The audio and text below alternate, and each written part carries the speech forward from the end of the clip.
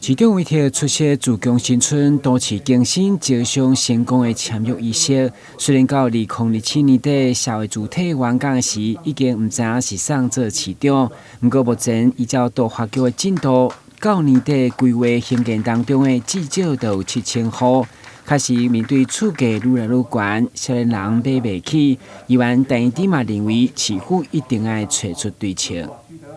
在台南大家都一直在讨论说房价其实一直往上攀高的区域那当然也会让很多年轻的朋友真的是望屋兴叹我觉得好像再怎么努力要买到一个房子真的很困难所以我想也是要呼吁市政府找出一些对策不管是透过租金补贴啦，或者是等等相关的政策，能够让我们的年轻人那当然还有包含社会住宅等等希望能够让我们的年轻人在我们的台南市能够真的是安身立命，在这边好好生活。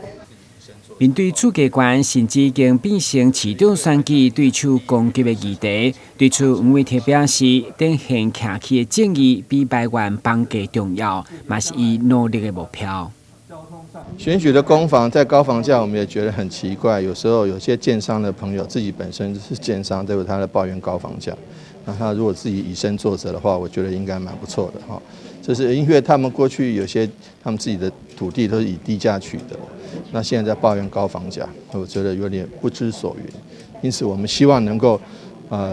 大家一起齐心努力，把这个房价政策还有居住政策能够做得更好，而不是让有一部分的人手拥很多房子，另外一部分的人却贫无立锥之地，这点才是我们要努力的目标。市长吴伟铁进一步表示，以后社会主体租金至少是市场行情的8折，就是要让有需要的民众有厝通住。而且目前台南的厝价伫6都也是上低，所以租金的行情嘛无应该悬。但新闻管制何超邦采访报道。